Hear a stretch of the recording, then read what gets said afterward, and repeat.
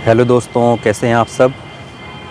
स्वागत है आपका मेरे YouTube चैनल विधान LLV में। और आज मैं आपसे बात करने वाला हूं मोहन भागवत जी के एक बयान पर, जिसने पिछले कुछ समय से सोशल मीडिया पर काफ़ी हंगामा मचा रखा है।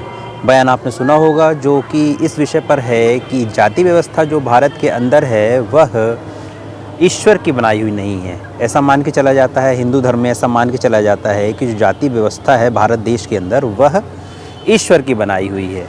पर मोहन भागवत जी ने क्या कहा बयान में अपने, कि जो जाति व्यवस्था है वह ईश्वर की बनाई हुई नहीं है, बल्कि ब्राह्मणों की या पंडित वर्ग जो होता है, सवर्ण वर्ग, उच्च वर्ग होता है, वह इनके द्वारा बनाई हुई व्यवस्था है, जातिगत व्यवस्था भारत देश के अंदर। तो दोस्तों, जब से ये बयान आया है सोशल मीडिया पे काफ़ी हंगामा मचा हुआ है। कुछ लोग इसका समर्थन कर रहे हैं और कुछ लोग जो हैं वो इसका विरोध कर रहे हैं। अब मैंने जब इस बयान को सुना तो मेरे मन में जो बातें आई वो मैं आज आपसे शेयर कर रहा हूँ। तो दोस्तों, मैं समझता हूँ कि मोहन भागवत जी का जो ये बयान आया है वह कुछ तो देरी से आया है, क्योंकि इस तरह की जो बातें हैं वह अभी तक उठाई जाती थी एक पिछड़े वर्ग के द्वारा, दलित समुदाय के द्वारा। लेकिन आज एक उच्च वर्ग के द्वारा और इतनी बड़े पद पे होते हुए, बड़े पद के अधिकारी हैं मोहन भागवत जी, उनके द्वारा जब इस तरह की बातें की जा रही हैं तो निश्चित रूप से बहुत महत्वपूर्ण है। दोस्तों, कहीं ना कहीं जब हम देखते हैं तो जाति वर्ण से जुड़ी हुई जितनी व्यवस्थाएं हैं वह कृत्रिम रूप से बनाई गई ही समझ में आती हैं। क्योंकि जब हम देखते हैं कि कोई जीव इस दुनिया में आया है तो उसमें ऐसी कोई ईश्वरीय निशानी तो होती नहीं है जिसके आधार पे हम यह तय कर सकें कि वह किस जाति या वर्ग से वह जुड़ा हुआ है या किस जाति वर्ग से को वह बिलोंग करता है।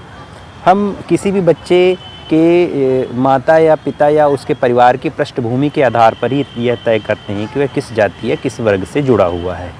दोस्तों, हम विचार करके देखें कि क्या ईश्वर इतना फ्री बैठा हुआ है कि वह अलग अलग जाति वर्ण की व्यवस्था के अनुरूप जीव को इस सृष्टि पे भेजता रहेगा।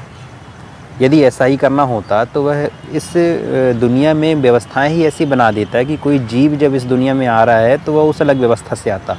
कहने का मतलब ये है कि यदि कोई उच्च वर्ग का जीव दुनिया में आता तो उसकी अलग व्यवस्था होती, निम्न वर्ग का कोई जीव दुनिया में आता तो उसकी अलग व्यवस्था होती।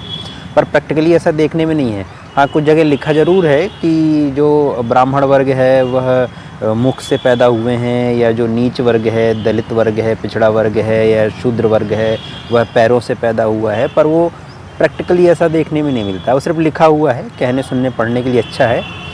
देखते हैं जब हम प्रैक्टिकली प्रायोगिक तौर पे, तो किसी भी वर्ग का हो जीव जब सृष्टि में आता है तो उसके सृष्टि में आने का एक ही तरीका है, एक ही तरीका हो सकता है, एक ही माध्यम हो सकता है, उसके अलावा कोई विकल्प नहीं है। तो ईश्वर ने अगर भेद करना होता तो वह मूल रूप से भेद करता, बेसिक कुछ परिवर्तन रहते, ईश्वरीय निशानियाँ कुछ अलग होती। कि हम पारिवारिक पृष्ठभूमि देख करके तय कर रहे हैं कि कौन उच्च है कौन निम्न है, ऐसा तो नहीं हो सकता। तो मैं बिल्कुल समर्थन करता हूं मोहन भागवत जी के बयान का, और उन्होंने जो कहा है उनकी बातों का मैं पूरा समर्थन करता हूं कि यह जो है जाति व्यवस्था भारत देश में वह कृत्रिम रूप से बनाई गई है। अब किसने बनाई है, क्यों बनाई है और किस फ़ायदे के लिए बनाई है, इस विषय पे भी हम चर्चा नहीं करेंगे। लेकिन इतना तो मुख्य रूप से कहा जा सकता है कि यह भारत देश में जो जाति व्यवस्था है वह कृत्रिम रूप से बनाई गई है, ईश्वरीय बनाई गई व्यवस्था नहीं है ये। और इससे जितनी जल्दी हम सुधार कर लें उसमें हमारा ही भला है, हमारा ही हित है।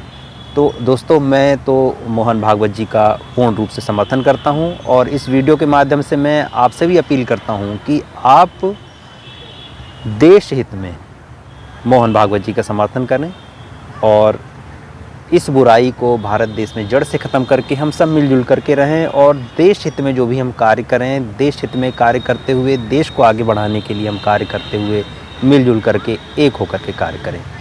नमस्कार।